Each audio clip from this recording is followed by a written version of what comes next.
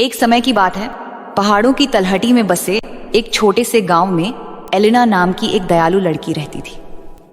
वह अपनी प्यारी पर बीमार दादी अम्मा बी के साथ एक जर्जर सी झोपड़ी में गुजरा करती थी। उनका जीवन कठिनाइयों से भरा था, लेकिन एलेना का दया और करुणा से भरा हुआ था।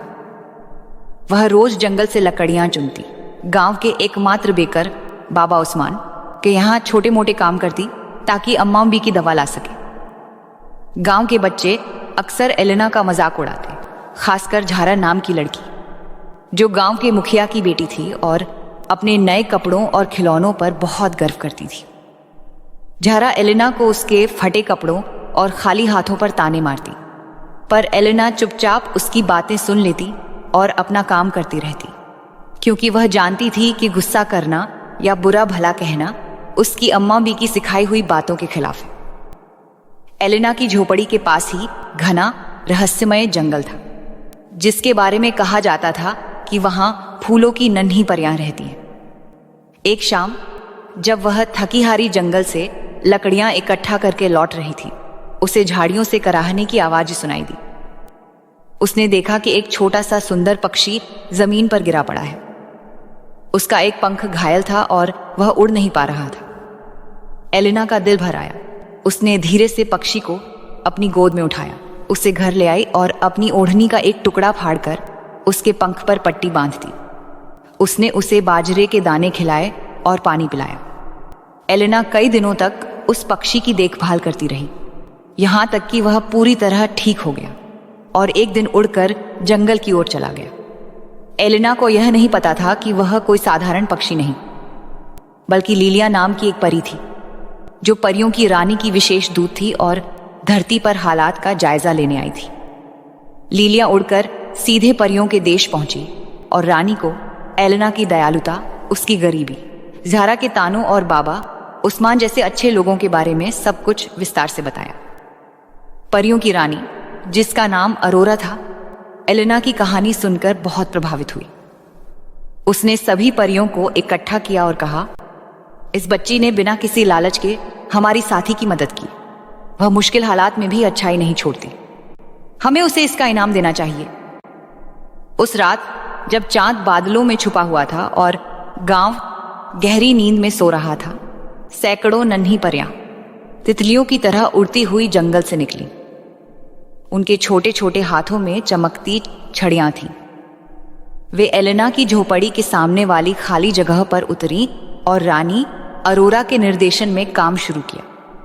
उन्होंने चांद की किरणों से दीवारें बनाई, फूलों की पंखुड़ियों से छत सजाई, ओस की बूंदों से खिड़कियां चमकाईं और तारों की रोशनी से पूरे घर को जगमगा दिया। सुबह की पहली किरण फूटने से पहले वहां एक सपने जैसा खूबसूरत छोटा सा घर खड़ा था, लकड़ी से बना, जिस पर बेल बूटे उकेरे गए थे। अगली सुबह एलेना की आंख खुली तो बाहर की रोशनी कुछ ज्यादा ही चमकीली लगी। उसने झोपड़ी का जर्जर दरवाजा खोला और सामने का नजारा देखकर हैरान रह गई। अम्मा बी, बाहर आकर देखिए, वह चिल्लाई। अम्मा बी, जो मुश्किल से चल पाती थीं, सहारे लेकर बाहर आईं और वे भी यह चमत्कार देखकर दंग रह गईं। डरते डरते एलेना ने नए घर का दरवाजा खोला। अंदर कदम रखते ही उन्हें लगा जैसे वे किसी और ही दुनिया में आ गई हों। घर अंदर से विशाल और सुंदर था। दीवारों पर पक्षियों और फूलों की सुंदर तस्वीरें बनी थीं। एक कोने में नर्म गर्म बिस्तर बिछे थे। बीच में रखी मेज पर ताजे फल, गर्म रोटी और दूध का नाश्ता सजा था। तभी एलेना की नजर मेज पर रखे एक छोटे से चमकदार पत्ते के आकार के कागज पर पड़ी, जिस पर सुनहरे अक्षरों में लिखा था, प्यारी एलेना, यह घर तुम्हारी दयालुता, सब्र और पवित्र दिल का इनाम है। यह अब तुम्हारा है। इसे स्वीकार करो और हमेशा खुश रहो। तुम्हारी दोस्त, जंगल की परियां। एलेना और अम्मा बी की आंखों में खुशी के आंसू थे। वे तुरंत इस नए घर में रहने लगे।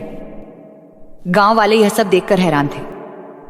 बाबा उस्मान बहुत खुश हुए और एलेना को बधाई दी, लेकिन झारा और उस जैसे कुछ लोगों को जलन होने लगी।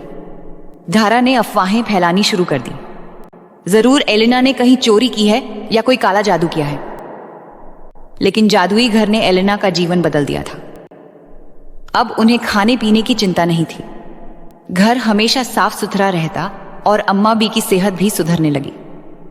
एक दिन जारा ने जलन में आकर, जब एलिना घर पर नहीं थी, जादुई घर पर पत्थर फेंकने की कोशिश की।